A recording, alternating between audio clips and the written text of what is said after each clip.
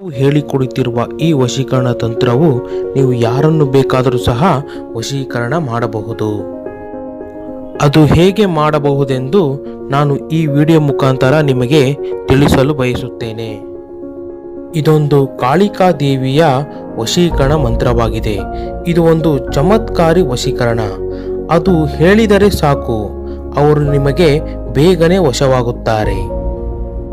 ಈ ತಂತ್ರ ಯಾರಿಗೆ ಉಪಯೋಗವಾಗುತ್ತದೆ ಎಂದರೆ ಪ್ರೀತಿಯನ್ನು ಕಳೆದುಕೊಂಡವರು, ಪ್ರೀತಿಯಲ್ಲೇ ಸೋತಿದವರು ಹಾಗೂ ಪ್ರೀತಿ ಮಾಡಿ ಸ್ವಲ್ಪ ದಿನ ಚೆನ್ನಾಗಿರುತ್ತಾರೆ. ಅವರು ನಿಮ್ಮನ್ನು ಯಾವುದೇ ಕಾರಣಗಳ ಇಲ್ಲದೆ ಬಿಟ್ಟು ಹೋಗುತ್ತಾರೆ. ಅದು ಒಂದು ಹುಡುಗನೂ ಆಗ್ಬೋದು ಅಥವಾ ಹುಡುಗಿ ಆಗಬಹುದು. ಕೆಲವು ದಿನಗಳಿಂದ ನಿಮ್ಮನ್ನು ಇಷ್ಟಪಟ್ಟಿರುತ್ತಾರೆ, ಆದರೆ ಅವರು ನಿಮ್ಮನ್ನು ಬಿಟ್ಟು ಬೇರೆಯವರನ್ನು ಇಷ್ಟಪಟ್ಟುತ್ತಾರೆ. ಅಂತಹ ವ್ಯಕ್ತಿಗಳನ್ನು ನೀವು ಸಂಪೂರ್ಣವಾಗಿ ನಿಮ್ಮ ಕಂಟ್ರೋಲಲ್ಲಿ ಇಡಲು ಈ ವಶೀಕರಣ ತಂತ್ರವನ್ನು ಮಾಡಿದರೆ ಸಾಕು. ಈ ಒಂದು ಮಂತ್ರವನ್ನು ಹೇಳಿಕೊಡುತ್ತೇನೆ. ಇದೊಂದು ಕಾಳಿಕಾ ದೇವಿಯ ಮಂತ್ರವಾಗಿದೆ.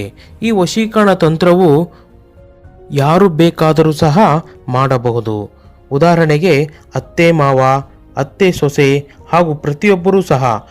ಕೆಲವರು ಮಕ್ಕಳು ಮಾತು ಕೇಳದೇ ಇದ್ದರೆ, ಅವರು ದಾರಿ ತಪ್ಪಿದರೆ ಅಂಥವರು ಸಹ ಈ ತಂತ್ರವನ್ನು ಮಾಡಬಹುದು. ಈ ತಂತ್ರವನ್ನು ಮಾಡಿದರೆ ಅವರು ಸಂಪೂರ್ಣವಾಗಿ ನಿಮ್ಮ ಕಂಟ್ರೋಲಲ್ಲೇ ಇರುತ್ತಾರೆ. ಈ ಒಂದು ಮಂತ್ರವು ಅದ್ಭುತ, ಶಕ್ತಿಶಾಲಿ ಹಾಗೂ ಪ್ರಭಾವಶಾಲಿ. ಇದನ್ನು ಒಳ್ಳೆಯದಕ್ಕಾಗಿ ಉಪಯೋಗಿಸಬೇಕೇ ಹೊರತು ಯಾವುದಕ್ಕೂ ಕೆಟ್ಟದಕ್ಕಾಗಿ ಉಪಯೋಗಿಸಬಾರದು. ಅದಕ್ಕೂ ಮುಂಚೆ ನಮ್ಮ ಚಾನೆಲನ್ನು ಸಬ್ಸ್ಕ್ರೈಬ್ ಮಾಡಿ, ಲೈಕ್ ಮಾಡಿ ಹಾಗೂ ಶೇರ್ ಮಾಡಿ. ಈ ಮಂತ್ರವನ್ನು ಹೇಳುವುದಕ್ಕೂ ಮುಂಚೆ ಅದಕ್ಕೆ ಬೇಕಾಗಿರುವಂತಹದ್ದು ಒಂದು ಫೋಟೋ. ಯಾರನ್ನು ನೀವು ವಶಪಡಿಸಿಕೊಳ್ಳಬೇಕೆಂದಿದ್ದರೋ ಅವರ ಫೋಟೋ ಹಾಗೂ ಹೆಸರು ಹಾಗೂ ಇಷ್ಟು ಸಾಮಗ್ರಿಗಳು ಇದ್ದರೆ ಸಾಕು. ನಾನು ನಿಮಗೆ ಒಂದು ಮಂತ್ರ ಹೇಳುತ್ತೇನೆ. ಈ ಮಂತ್ರವನ್ನು ನೀವು ಎಷ್ಟು ಸಾರಿ ಜಪ ಮಾಡಿದರೂ ಸಹ ಅದು ನಿಮಗೆ ಪ್ರಭಾವಶಾಲಿ, ಶಕ್ತಿಶಾಲಿ ತಂದುಕೊಡುತ್ತದೆ. ಈ ಮಂತ್ರವನ್ನು ನೀವು ಕನಿಷ್ಠ 7 ಬಾರಿ ಇಲ್ಲವೆಂದರೆ ಒಂದು 11 ಬಾರಿ ಆದರೂ ಜಪಿಸಬೇಕು.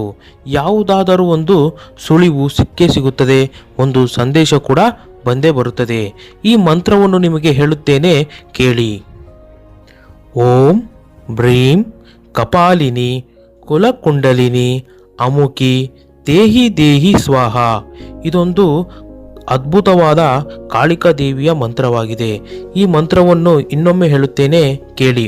ಓಂ ಹ್ರೀಂ ಕಪಾಲಿನಿ ಕುಲಕುಂಡಲಿನಿ ಅಮುಕಿ ದೇಹಿ ದೇಹಿ ಸ್ವಾಹ.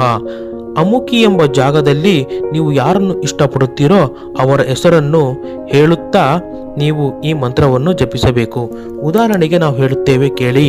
ಓಂ ಬ್ರೀಂ ಕಪಾಲಿನಿ ಕುಲಕುಂಡಲಿನಿ ಅಮುಕಿ ಜಾಗದಲ್ಲಿ ಯಾವುದಾದರೂ ಒಂದು ಸ್ತ್ರೀಯ ಹೆಸರು ನೋಡಿ, ವನಜ ದೇಹಿ ದೇಹಿ ಸ್ವಾಹ.